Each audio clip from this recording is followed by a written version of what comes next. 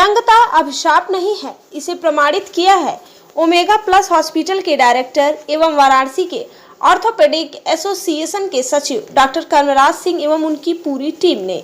जी हां, आपको बताते चले कि वाराणसी में ओमेगा प्लस हॉस्पिटल के डायरेक्टर एवं वाराणसी ऑर्थोपेडिक एसोसिएशन के सचिव डॉक्टर कर्मराज सिंह ने दिव्यांगता शल्य की एक ऐसी मुहिम छेड़ी है जिसको लेकर समाज के लोग विकलांगता को एक अभिशाप मानते हैं। ऐसे में ओमेगा प्लस हॉस्पिटल के director orthopaedic surgeon doctor Karmraj Singh ने झारखंड के पाकुड़ जिले के रहने वाले इजामुद्दीन शेख की पुत्री का इलाज कर समाज को आईना दिखाने का काम किया है। आइए जानते हैं डॉक्टर कर्मराज सिंह से किन किन चुनौतियों का सामना करना पड़ा।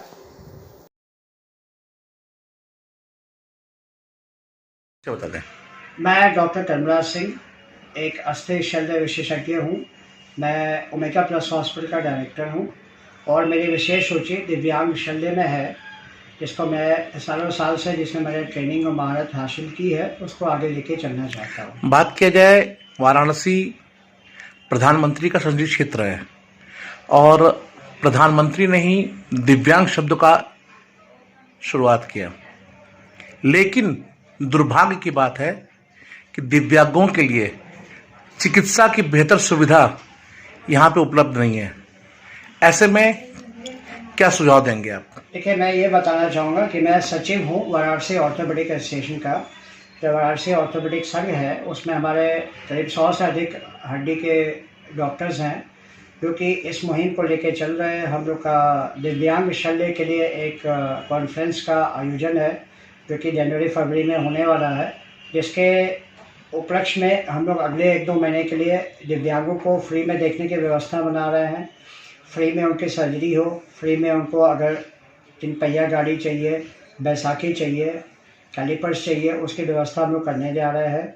हम लोग अन्य कई सारे NGOs के साथ वर्किंग कर रहे हैं। रोटरी बनारस के तत्वाधान में भी हम लोग इस कार्य को आगे लेके चलना चाहते हैं।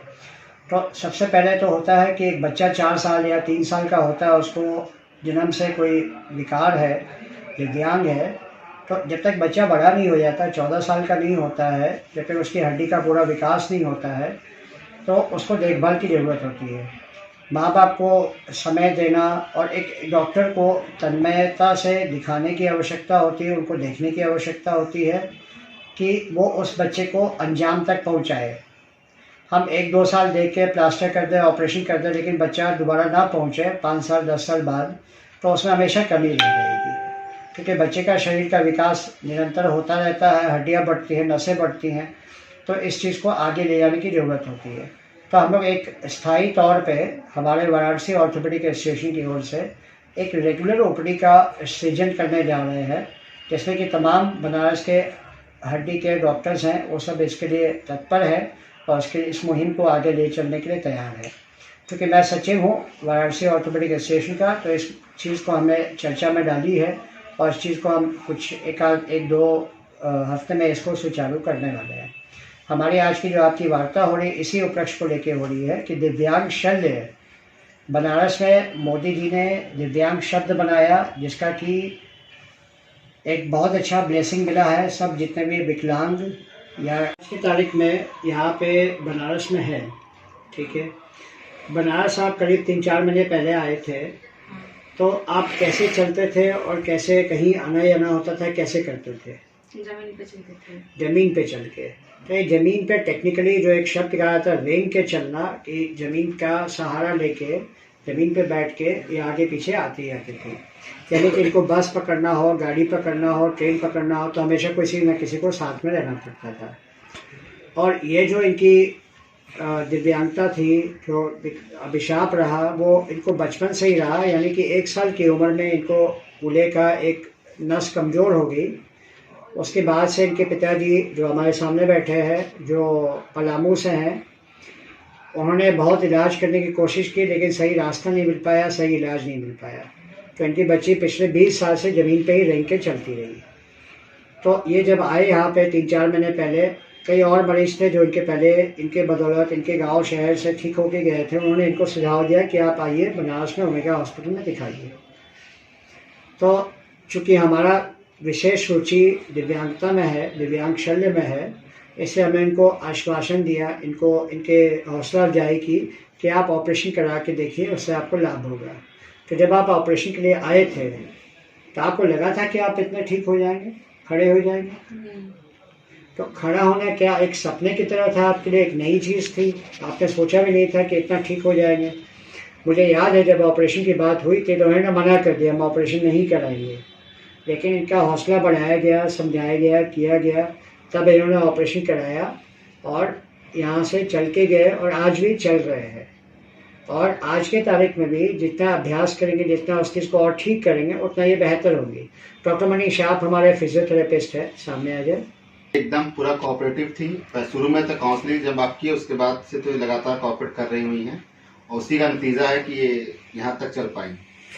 अभी अगर इनसे बात की है तो इनको लगता है मेरा बहुत अच्छा हो गया, लेकिन हमारे हिसाब से 60% इम्प्रूवमेंट हो गया, 40% रह गया। क्यों रह गया? क्योंकि इनका मांसपेशी इतने दिन से नहीं चल पाने से कमजोर हो गया, उसको डेवलप होने में थोड़ा समय लगेगा। डेफिनेटली पहले से काफी अच्छी और होंगी। है ये आज तक इनको कभी सीधा चलते हुए देखी नहीं है ना? इसको उम्मीद था कि हमारी बेटी है, शादी की उम्र हो गई है, सीधा हो जाए, खड़े हो जाए, चलना शुरू करे, तो बहुत उम्मीद लेके आए थे।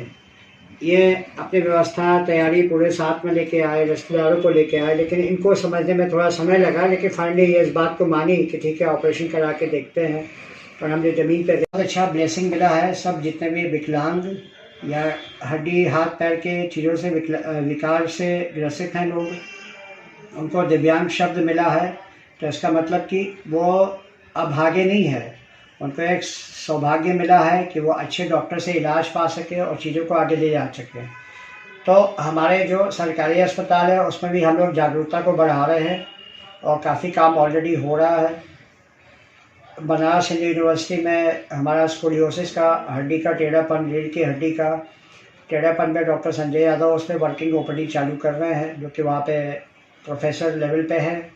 हमारे डॉक्टर स्वरूप पटेल है एपेक्स हॉस्पिटल, जिन्होंने कई बार दिव्यांग के कई सारे कार्यक्रम किए हैं। और भी कई सारे बहुत सारे डॉक्टर्स हैं जो इस चीज़ मुहिम को आगे लेके चल रहे हैं। क्योंकि हम संस्था से जुड़े हैं और हमारे साथ में बहुत सारे ऑर्थोपेडिक सर्जन्स हैं, तो इससे हम इस चीज़ को आगे ले जाएंगे। जो दिव्यांग बच्चे हैं, दिव्यांग जो जनसंख्या है, उसको इसका लाभ अवश्य मिलेगा। सर, बात की जाए वाराणसी में बहुत ज्यादा संख्या में दिव्यांगजन उपस्थित है, ऐसे में दिव्यांगजनों को क्या संदेश देना चाहते हैं आप?